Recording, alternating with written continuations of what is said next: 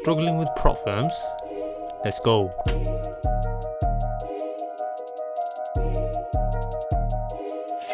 Hey guys, today we're going to be going through US 30, going over US 30, a notorious trading instrument traded by many traders, traded with prop firms, a lot of people using as scalping. And let's go over how you could have capitalized on this particular pair. And obviously markets will be opening in a few hours. It's a Sunday, it is the 7th of September. So without wasting any time, let's go over this. So price created a low over here, right? As you can see though, from here, from this area over here, it's just not creating any highs, right? We reached a resistance, a point where the buyers are whenever they get to this point, they're just losing from the sellers, right? And then look at this, a low, then a higher low, right? There's no new low. If price actually wanted to go bearish, it actually, this here would have actually been created further down here. Instead, what's happening, we're creating this resistance over here, and price, look at this, price is creating, well, no new highs, but it's creating higher lows, right? Here is, higher lows over here as well. But now what you can do is look at this, the pressure is really building up, right? And trading is actually simple. I want to make this very, very clear. You can have you want a zone over here, or support, whatever you want to call it. I know some people like to mark the low, and they like to count the wicks. Nothing wrong with that. It depends whether you want to go off. Everyone has the different preferences. I've got mine. People like to use candlestick bodies. Some people like to use wicks. Whatever, obviously do your back testing, or whichever gives you the better results. And we can see this pressure building over here, right? This is normally a pressure point. Like some people call this a bullish flag, I believe. And then as you can see, it's like the shape of a flag, right? And then obviously normally this gives a early indication that price could just kind of pushing to the upside, which in this case it does exactly that. Now if you go to a smaller time frame, right, if you go to a small time frame, and this is where people normally get caught out. So traditionally, obviously, we like to get our breakout. Look at this super strong bullish candle here, long wick rejection, totally showing buyers are in full control. Now traditionally, like I mentioned, if you just go for a buy, if I go to a small time frame, let's actually go on a small time frame here. And this is the importance of structure. How structure will serve you well. If you go to a small time frame, right, we get our breakout, right? All before all that, price is respecting this resistance. First bullish candle breakout. If you not take into consideration like manipulation, liquidity, where this, where the potential market could take everyone out, right? Have your stops, there's a famous saying, right, in the trading world, that have your stops, have your entry where other people have their stops. So traditionally, if you took your buy from here, for example, and your stop would be below this wick or even this area, right, below this support level created, as you can see, just have your entry from there, or even better, just wait it out. And US 30, from my personal experience, it does tend to wick a lot of people out. A lot of false signals. This is one of the currency trading instruments I like to trade the least, honestly speaking. And for here, clear example. If you do want to trade US 30, just be very, very careful with it. Sometimes, it normally does this, right? It's nothing new. Sometimes it'll react super clean, right? And sometimes it will just be like, what on earth am I doing trading this? Why am I trading this? But the other, like, current trading instruments like Euro USD, GJ, there's GU, AUD USD, there's gold. Gold even does that as well. Gold will do that as well. Gold normally wick you out as well. It's normally these highly volatile trading instruments that will just, you'll feel like the market is just after you, right? It's trade the ones with high volatility, of course, tight spreads, and normally the ones that I've seen from personal experience, like Euro USD, right, these kind of things will wiki out less because the amount of volume they have, the amount of liquidity and all that, it will just feel like that's why Euro USD is why is it the most tradable instrument on the planet. it's probably, I think last time I checked on statistics, it's the most profitable trading instrument on the planet as well. So that's a tip. If you're a beginner, try trading Euro USD first. You know, have your stops, try trading only one trading instrument as well. Anyways, going back to the point. So this is a nice 1 to 5. Well, if you went all the way 1 to 6. Now this was I'm just checking as NFP left the building. This was NFP point here, but even before that, this would have been nice. Now nice trade. Now why am I going over this, right? I want to show how simple trading is, and this is the message I was trying to get across: simplifying trading, right? We only took into consideration structure, right? I can just scroll a little bit back. Let's go over something else.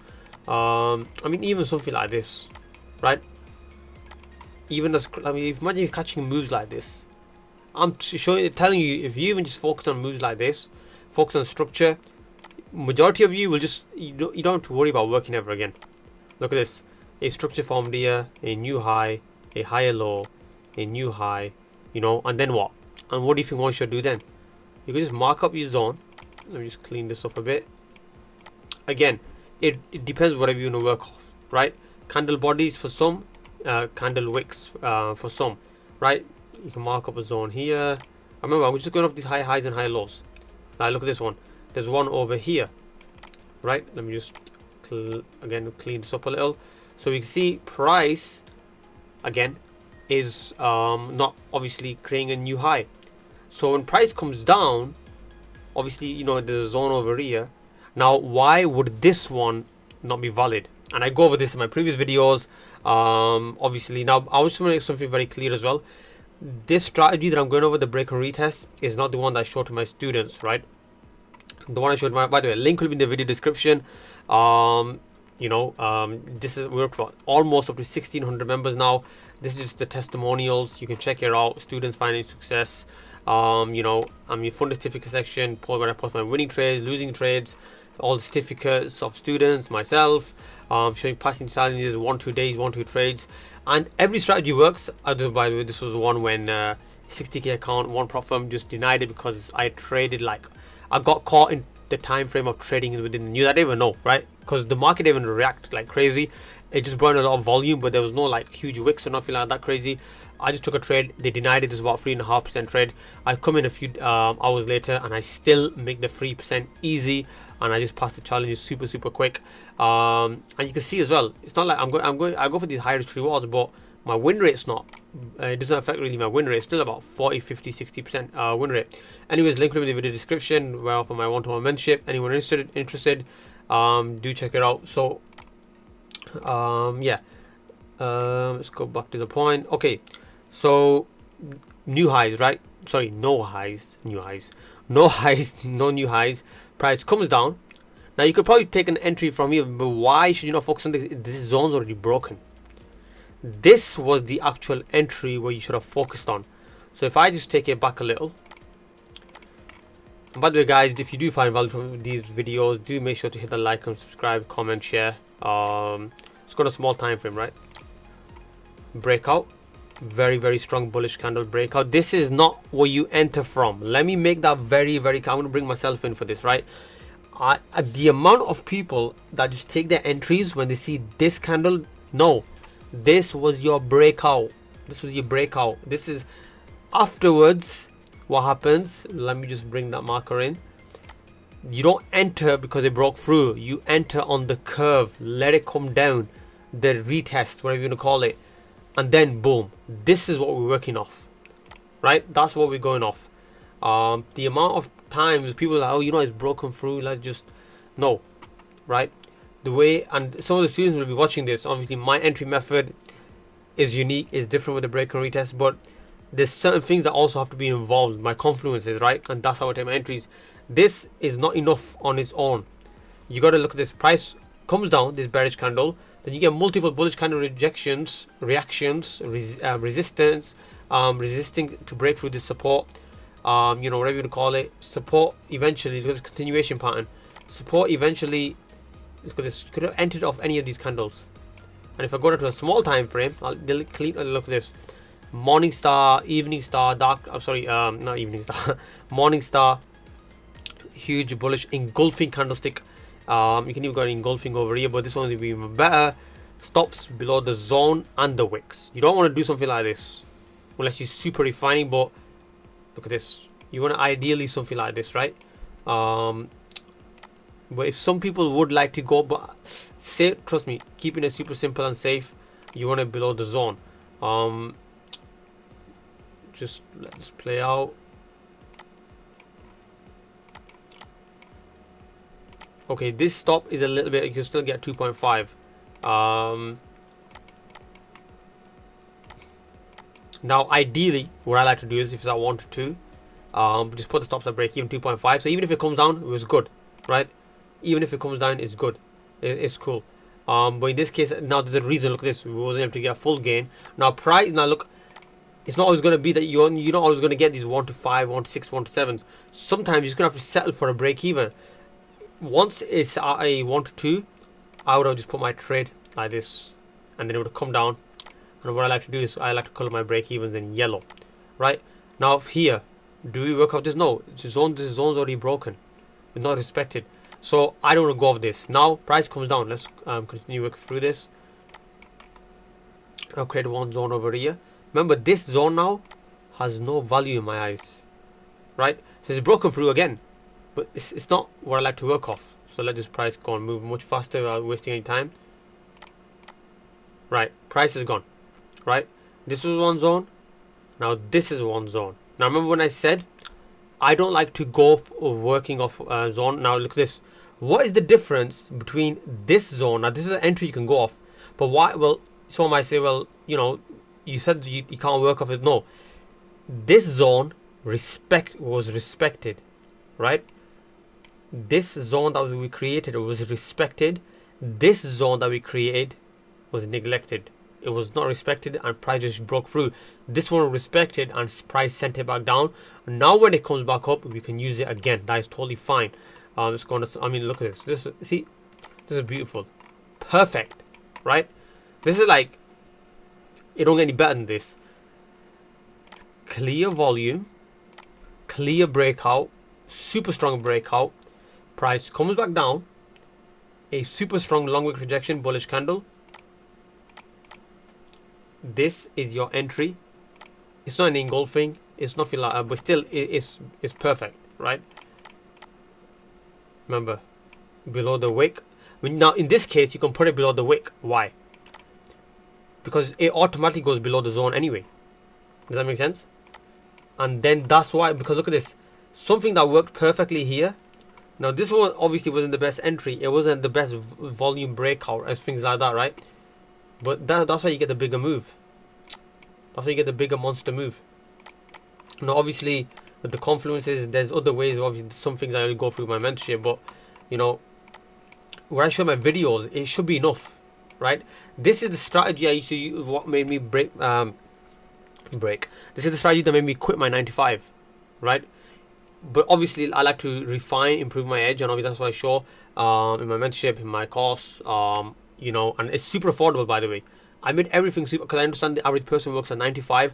This is not how I make my money. I don't make my money from selling courses, and you know, it's like, why does Elon Musk, he's the world's richest man, but he still provides products. He could just sit on his backside, and he could his farm is going to be good for 10 generations, right? But no, it's like, why not create extra source of income? And if you're providing value, then and you're living up to, you know, I look at it like this. If someone does purchase a course, if someone does, you know, join the mentorship, if you are providing value way more than what they've offered, then I think there's nothing wrong with that. If you're just going to sell for example, there are traders out there, and I've purchased so many courses out there, right? And spent a whole lot of money. There's one course, I won't mention the trader's name, I spent about £900, right? And I kid you not, that same information was on YouTube as well, for free, right? And I was just like absolutely gobsmacked. So I thought, you know what, if I ever create something like this, one, it'll be super affordable. Mine's only £99, only 9. It's not even 3 digits. It's probably the world's most affordable course on the internet. But then it's 12 videos, 20 minutes each, with a lot of value, and it updates as well. Every time I upload a new video, it's not like it's always going to be 12 videos. it's, you know, it gets updated again and again and again, and you can even end up, it's a one-time payment, or you can end up maybe even one day with 50 videos. You know, it's just want webinars get updated onto it. So again, just try and provide more value than what people spend. Anyways, here, I mean, the value I'm providing here for free, right? And then if someone says, "Oh, I'm not profitable, it's not, I'm struggling," one tip: if you're struggling, make your stop loss bigger. If you can get the get the idea of where the market is going, and you always think, it's hit my stop loss, but it eventually goes in my direction, make your stop loss bigger. Super simple. Don't go for these 1 to 4s then. Go for like a 1 to 2. Just make your stop loss bigger. Now look at this. Look at this. When you have a stop loss this big, and I'm just going for a typical 1 to 2, right? Typical 1 to 2. Does it even matter where I take my entry from? It wouldn't have mattered if I would have got in that late. Because my stop loss is so big, I would pretty much eventually won the trade, pretty much, and still, right? It's insane. It's trading is simple. I think because we know that it's $1 trillion market and the amount of potential, there's no cap to how much we can earn. We overdo things a little. We think we need to have the fanciest computers. We think we need to have the fanciest equipments and tools and trading journals and all this kind of stuff to be profitable and make this work. We want all the fancy stuff. We need to think in the most complex way. We need to think like, you know, how I don't know, smart money way, the ICT way, the fair value gaps way, and you know, when you trade trend lines, it's super simple, but it still works. When you trade break and retest, it's very simple and it still works. Keep things very, very simple and you'll see the results, right? Keep just my biggest tip I can probably give to someone is approach the markets as a dummy, right? And what would a dummy do? And because I've done this, so you can probably put me in that category as well. Have a big stop loss. Trade only one pair trading instrument. Become a master at that, and then you start working on others. Now look at this. I work on multiple trading instruments, but at the end of the day, I know what I'm looking for throughout. You know, there's certain things that I look for, and then obviously not. If I just trade one throughout the week, I'll only get very, very few setups. If not, it maybe even zero. Anyways, coming back, watch the video backwards. Yeah, just maybe if you found value, make sure you hit that like, subscribe, comment, share. If you're still finding trouble, link will be in the description. Just message me 1-to-1, and you know, it'll become very, very trading is my what I try to do is just simplify trading. That's why I just try to show my YouTube content. So I hope you find value again. Take care. I'm out.